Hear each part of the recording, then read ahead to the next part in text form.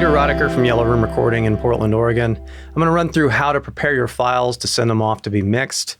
Different mixing engineers are going to have different preferences, but this is generally what I'm looking for. I'm using Pro Tools, but basically any recording software is going to have some way to do every step that I cover. This is just a broad overview, but the first thing you'll do is comp your tracks.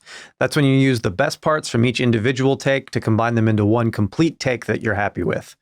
You can pay an engineer to do this, but if you're paying a flat rate for mixing, it almost certainly won't be included, and if you can do it yourself, you'll save money and be sure to get exactly what you want. Then be sure all your edit points are clean and do a crossfade for each one. That's a bad edit point, and there's a pop, so we'll slide this over.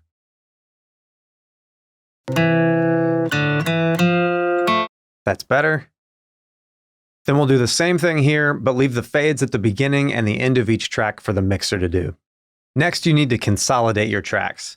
What you're doing here is taking the comped version with all the edits and writing a new audio file so that rather than sending all the tracks that each part of the comp came from to the mixer, you'll just send the new audio file. Be sure when you do this that all your files start from the same point, so when the mixer pulls them into the session, all your tracks are lined up like they're supposed to be.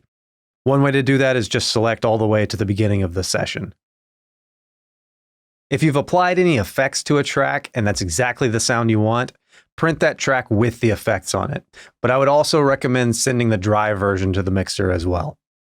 Then you'll export your tracks to a designated folder, and be sure you export all your mono files as mono. A lot of times I'll get mono files sent to me as stereo files, and it just adds unnecessary work I have to do before I can get to actually mixing.